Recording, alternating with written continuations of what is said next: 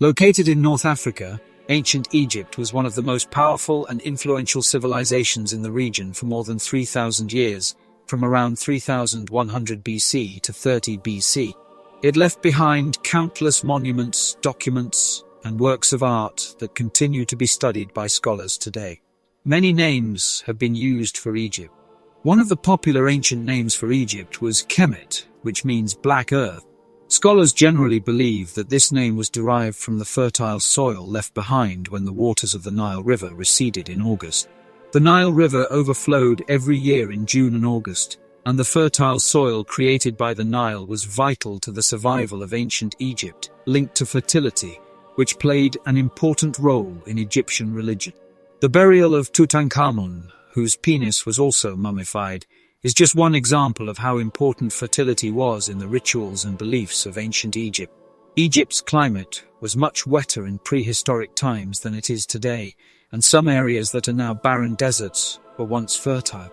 This can be seen at a famous archaeological site on the Gilf Kabir Plateau in southwestern Egypt, now called the Cave of the Swimmers. The cave is now surrounded by kilometers of barren desert, but it also contains rock paintings depicting what some scientists believe to be people swimming. The exact date of the rock paintings is unknown, but scientists believe that they were created in prehistoric time. The history of ancient Egypt is traditionally divided into 30 dynasties. This tradition began with the Egyptian priest Menesto, who lived in the 3rd century BC.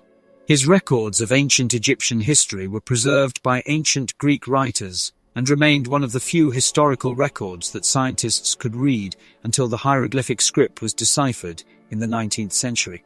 The dynasties from the 3rd dynasty to the 8th dynasty date from about 2650 to 2150 BC and are usually lumped into the time period referred to by modern scholars as the Old Kingdom. It was during this period that pyramid building techniques were developed and the pyramids of Giza were built.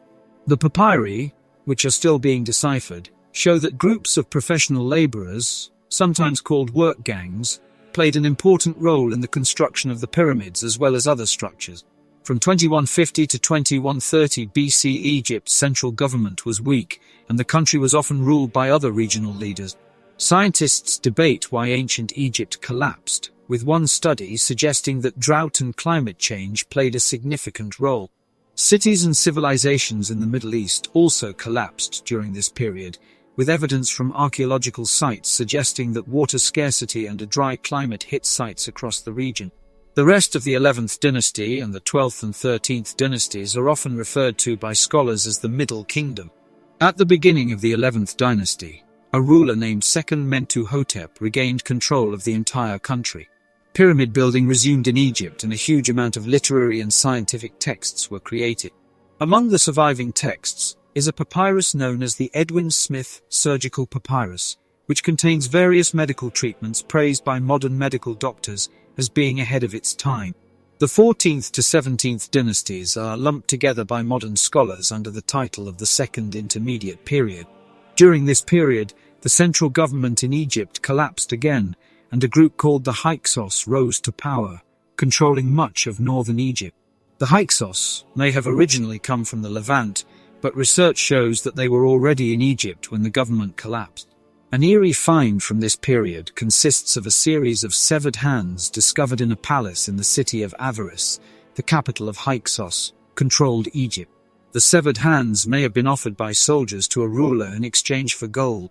Scholars agree that the 18th to 20th dynasties comprise the New Kingdom. This period followed the defeat of the Hyksos by a series of Egyptian rulers and the reunification of the country. Perhaps the most famous archaeological site of the New Kingdom is the Valley of the Kings, the burial site of Egyptian pharaohs who ruled during this period, including Tutankhamun, whose rich tomb was discovered intact in 1922. The pharaohs stopped building pyramids in the New Kingdom for many reasons, one of which was to provide tighter security against grave robbers. The dynasties from the 21st dynasty to the 24th dynasty are referred to as the Third Intermediate Period. During this period, the central government was at times weakened, and the country was not always united. During this period, cities and civilizations in the Middle East were destroyed by peoples from the Aegean, sometimes called sea tribes by modern scholars. Although Egyptian rulers claimed to have defeated the sea tribes in battle, this did not prevent the collapse of Egyptian civilization. The loss of trade routes and revenues may have played a role in weakening Egypt's centralized government. The 25th to 31st dynasties are referred to as the Late Period. During this period, Egypt sometimes came under the control of foreign powers. The rulers of the 25th dynasty were from Nubia, which was located in what is now northern Egypt and northern Sudan.